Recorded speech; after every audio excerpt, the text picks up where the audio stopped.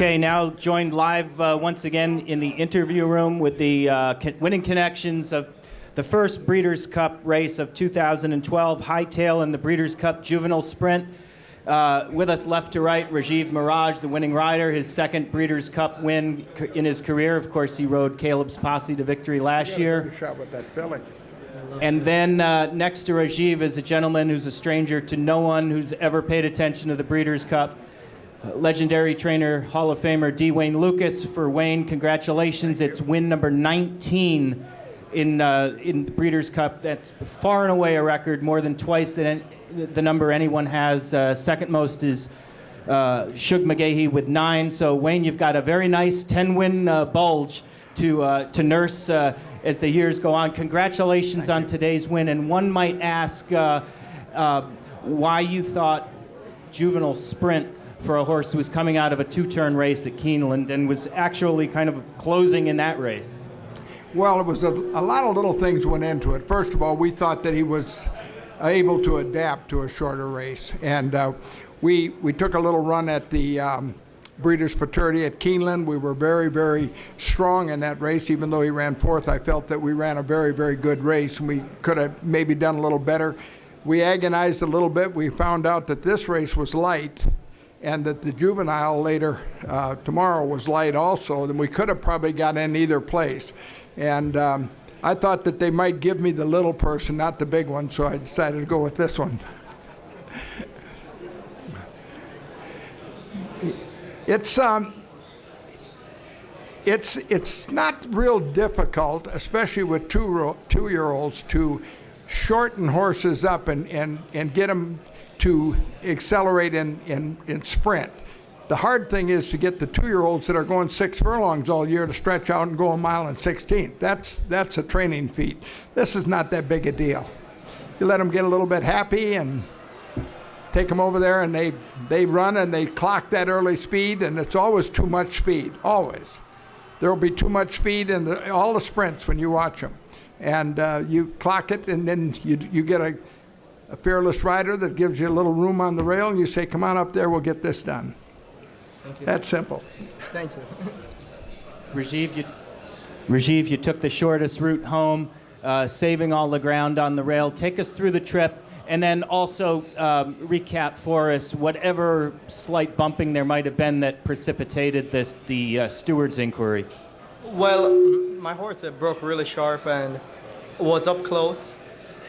Obviously, the speed duel developed in front of him, and I wanted to pick a horse that I thought it was going to finish well to follow if I had to pick from the 3 that were in front of me, and the favorite was right in front of me, so kind of worked out good for me to just stay on the rail while following a horse that I thought was going to kick in the stretch. I had to wait a moment to see what Patrick Valenzuela was going to do with his horse, and he stepped off the rail slightly, which gave me opportunity to go up on the inside.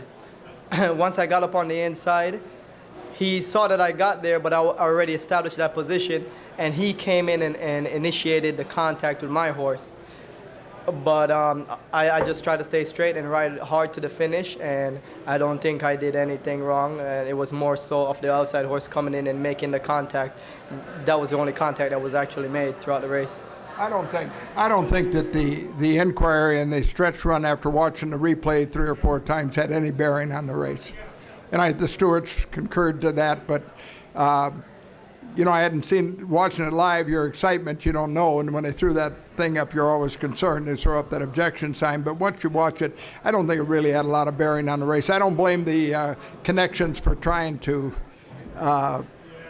file an objection. That's what they're supposed to do, but I felt like the best horse won. Okay, reminder for those in the main press box upstairs, you can ask a question by getting it over to Ed Golden, and he'll relay it down. Meantime, we're welcome to take questions in here for Wayne Lucas, and we've got a wireless mic, and we'll start with Ron. Wayne, you've held the record already, but what does it mean to add to the record with a 19th win? At my age, it's really significant. I don't know how many more there are, but I always thought we maybe could get one more. But I still have the passion for it, and I still train every day, ride every day. And if they'll give us a little something to work with, we've got a chance. And we got a great owner in Mr. Brad Kelly, who wants to run in these events, wants to be in the main arena as well as I do. So it's exciting. I don't know if I got that excited in some of the previous ones. I got my grandson with me here from the Air Force Academy, and it's just special. And it'll be that way all day long for everybody. And it is the Breeders' Cup, and it is the Championship Series, and it just has to mean everything. You're beating the best that show up on that day. Wayne, does this mean you push retirement back another 10 years? At least. I don't run. I'm not going to retire, Bill. What I'm going to do is just ride out there one morning, fall off the pony. They'll harrow me under, and if the harrow goes over me a couple of times, that'll be the end of it. Wayne, you talked about how easy it is to shorten the horse up. Can you project a little to the first Saturday in May? Is this a horse that has that ability? We all live the dream, and that is the one, and that is, other than these Breeders' Cups, which have been very kind to me, that is the one that I still cherish. I hope, like Bill said, I hope there's still one of those left too. We will look at this horse seriously because I think he's very versatile. A dear friend of mine pointed this horse out, actually bought him as a weanling or a yearling, I guess. John McKay at Little Rock, Arkansas. He's a dear friend. He pointed this horse out to me, and we bought him in the sale because of that. And nothing would please me more than to try to do just what you're saying. Instead, we'll stretch him out to 1.25 miles. That would be, I think, something.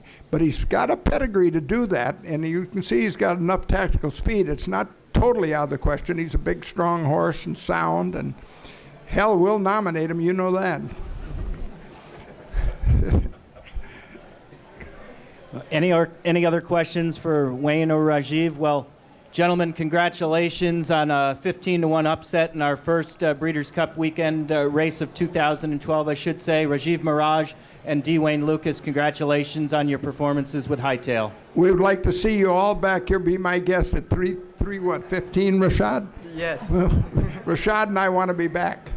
With Broken Spell after the Juvenile Spell. film. There you yes. go. Broken Spell, okay. The invitation has been kindly extended. Thanks again, gentlemen. Bill, I don't drink, so you take my champagne, will you? Yeah.